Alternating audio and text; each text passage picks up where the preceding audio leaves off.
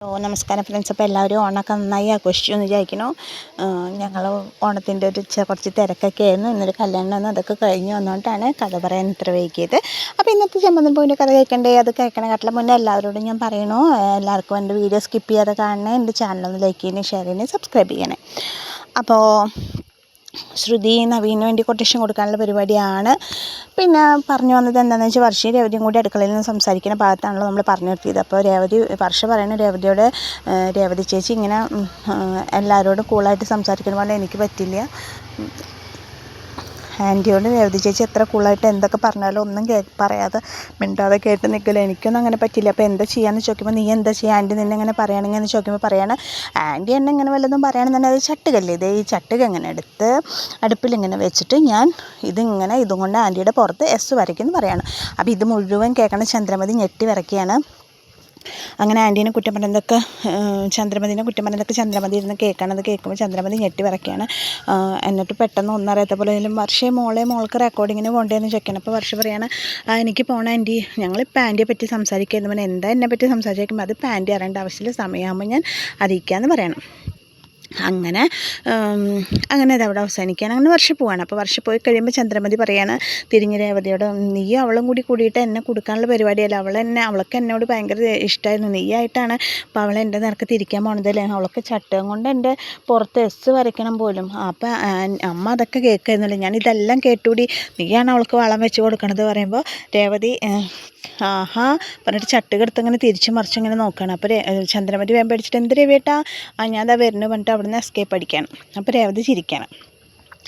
അങ്ങനെ ആ ഭാഗം അങ്ങനെ കഴിഞ്ഞു. പിന്നെ ആൻ്റണിയുടെ ഓഫീസിലേക്ക് ശ്രുതി വരികയാണ്. ശ്രുതി വരുമ്പോൾ ആൻ്റണി ചോദിക്കുകയാണ്, എന്താ ശ്രുതി നീ പലിശ തന്നാണല്ലോ, പിന്നെ എന്താ വന്നേക്കണമെന്ന് ചോദിക്കുമ്പോൾ ശ്രുതി പറയാണ്, വേറെ ഒന്നല്ല ആൻ്റണി, എനിക്കൊരു ഹെൽപ്പ് ചെയ്യണം പറയാണ്. ഇനി എന്താ ഹെൽപ്പ് ചെയ്യണം, നിനക്ക് പൈസ കൂടുതൽ തരാനാണോ, ഇനി പറ്റില്ല, നീ പരമാവധി പൈസ ഇന്ന് എടുത്തല്ലോ എന്ന് പറയാണ്. അതൊന്നല്ല ആൻ്റണി, എനിക്കൊരാൾക്ക് കൊട്ടേഷൻ കൊടുക്കാൻ വേണ്ടിയിട്ട് പറയാം. അയ്യോ കൊട്ടേഷനോ, ഞാൻ കൊട്ടേഷനൊക്കെ നിർത്തി ശ്രുതി എന്ന് പറയാണ്. അപ്പോൾ എനിക്കറിയാം ആൻ്റണി, നീ ആൾക്കാരുടെ അടുത്ത് നിന്ന് പലിശ മേടിക്കുന്നത് തരാത്തവരുടെ അടുത്ത് നിന്ന് അടിച്ചിട്ടൊക്കെ അല്ലേ നീ പൈസ മേടിക്കണം, എനിക്കറിയാം, നീ അങ്ങനെ കൊട്ടേഷൻ നിർത്തിയെന്നൊന്നും നീ പറഞ്ഞ് ഒഴിയാൻ നോക്കണ്ട എന്ന് പറയണം. അപ്പോൾ ആൻ്റണി പറയണേ, എന്താ പ്രശ്നം ചോദിക്കുകയാണ്. എനിക്ക് ഒരാളെന്നെ കുറേ ആയിട്ട് ടോർച്ചർ ചെയ്തുകൊണ്ടിരിക്കുക, ആളുടെ ശല്യം ഒന്ന് ഒഴിവാക്കി തരണം പറയുമ്പോൾ ആൻ്റണി പറയണം, അപ്പോൾ അതിന് പിന്നിൽ എന്തെങ്കിലും രഹസ്യം ഉണ്ടാവുമല്ലോ, നിൻ്റെ എന്ത് രഹസ്യം അവൻ അറിയണത് ചോദിക്കുമ്പോൾ ഫോട്ടോ വേണം പറയുമ്പോൾ ഫോട്ടോ കാണിച്ചു കൊടുക്കണം നവീൻ ദാസിന്. അപ്പോൾ എന്ത് രഹസ്യം നിൻ്റെ അവൻ അറിയാൻ ചോദിക്കുമ്പോൾ, അതിപ്പോൾ ആൻ്റണിയോട് പറയാമെന്നുണ്ടെങ്കിൽ എനിക്ക് സ്റ്റേഷനിൽ പോയിട്ട് കംപ്ലയിൻറ്റ് കൊടുത്തോട്ടെ, എനിക്കത് പറയാൻ പറ്റാത്ത കാരണം കൊണ്ടാണല്ലോ ഞാൻ കൊട്ടേഷൻ കൊടുക്കാൻ വന്നതെന്ന് പറയാനാണ് ശ്രുതി. ശരി ഓക്കെ. അപ്പോൾ ആൻ്റണി പറയണം, ശരി ഇവൻ്റെ കൊട്ടേഷൻ ഞങ്ങൾ ഏറ്റെടുക്കാം. അപ്പോൾ എത്ര ഫീസ് വരണം ആൻ്റണി നിനക്ക് ചോദിക്കുമ്പോൾ പറയാം, എനിക്ക് ഫീസൊന്നും വേണ്ടാന്ന് പറയണത് എൻ്റെ ഒരു സഹായമായിട്ട് നീ വിചാരിച്ചാൽ മതി പറയാണ്. അപ്പോൾ ശ്രുതി ഓക്കെ താങ്ക് യു ആൻ്റണി എന്നൊക്കെ പറഞ്ഞിട്ട് ശ്രുതി അങ്ങനെ നവീൻ ദാസിന് കൊട്ടേഷൻ കൊടുത്തിട്ട് തിരിച്ചു പോണ വഴിക്ക് ആൻ്റണിയുടെ കൂടെയുള്ളവർ ചോദിക്കുക, എന്താ ആൻ്റണി നീ പൈസ വേണ്ടാന്ന് പറഞ്ഞതെന്ന് ചോദിക്കുകയാണ്. അപ്പോൾ പറയുകയാണ്, ഈ വന്നേക്കുന്നത് സച്ചിയുടെ ഏട്ടൻ്റെ ഭാര്യയാണ്. അപ്പോൾ നമ്മളിപ്പോൾ ഇവളുടെ അടുത്ത് നിന്ന് പൈസ മേടിച്ചിട്ടില്ല എന്നുണ്ടെങ്കിൽ നമ്മളിവളെ സഹായിച്ചു, അപ്പോൾ അതിൻ്റെ ഒരു നന്ദി അവൾക്ക് ഉണ്ടാവും.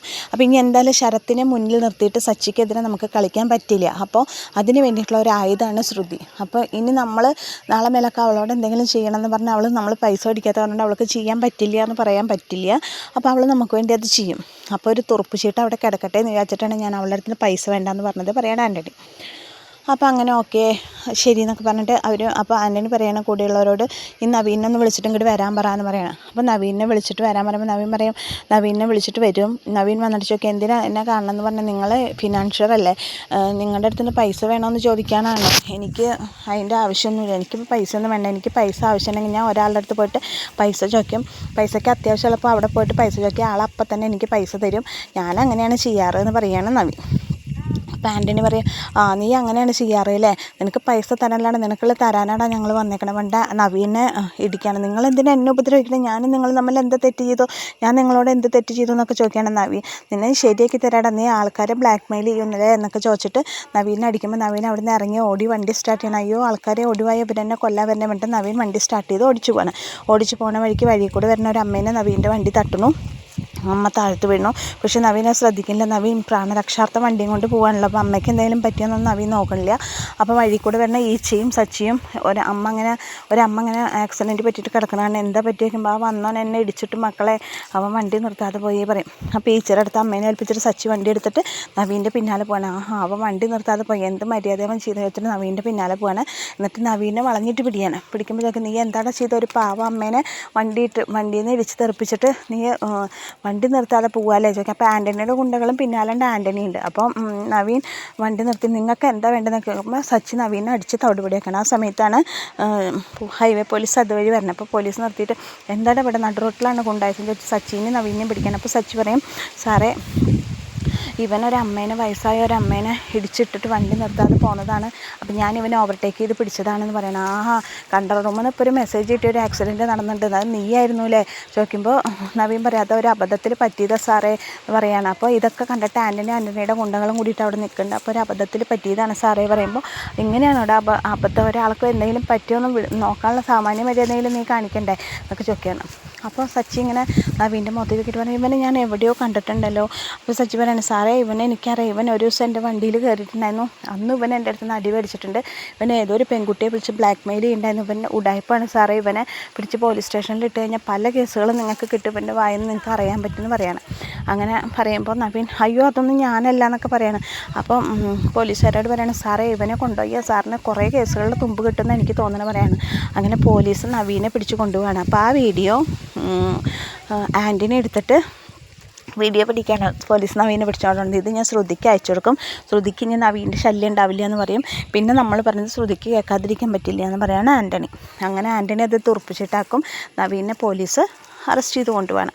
അപ്പോൾ അങ്ങനെ ശ്രുതിയും കൂടിയിട്ട് വീട്ടിൽ ഭക്ഷണം കഴിക്കുന്ന സമയത്ത് ആൻ്റണി അവിടെ ഇരുന്ന് പറയണേ, ഞാൻ ശ്രുതിക്ക് മെസ്സേജ് ഇട്ട് കൊടുക്കാമെന്നൊക്കെ പറയണം. ശ്രുതിയും കൂടി ചന്ദ്രോദയത്തിൽ നിന്ന് ഭക്ഷണം കഴിക്കുന്ന സമയത്ത് ശ്രുതി ഇങ്ങനെ കറി എത്ര കഴിച്ചാലും ശ്രുതിക്ക് മതിയാവില്ല. അപ്പോൾ ശ്രുതി പറയുന്നുണ്ട്, കറി എന്താ ശ്രുതി ഇത് ചോദിക്കുമ്പോൾ പറയാം, നല്ല ടേസ്റ്റ് കറിക്ക്, എന്തായാലും രേവതി നന്നായി പാചകം ചെയ്യട്ടെ പറയുമ്പോൾ ശ്രുതിക്ക് അത് പിടിക്കില്ല. ആ സമയത്താണ് ശ്രുതിക്ക് മെസ്സേജ് വരുന്നത്.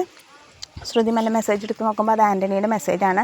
അപ്പോൾ ശ്രുതി കാണാതെ ഓപ്പൺ ചെയ്യാൻ വേണ്ടി റെഡി ആയിട്ടിരിക്കുന്നത്. അപ്പോൾ ശ്രുതി വീണ്ടും കറി ചോദിച്ചുകൊണ്ടിരിക്കുന്നത്. അപ്പോൾ കറി കൊടുത്തുകൊണ്ടിരിക്കുകയാണ്. അപ്പോൾ രാവിലെ അപ്പോൾ ശ്രുതിക്ക് ഇഷ്ടമായില്ല എന്ന് ശ്രുതിക്ക് മനസ്സിലാവും രേവതിനെ പുകഴ്ത്തിയത്.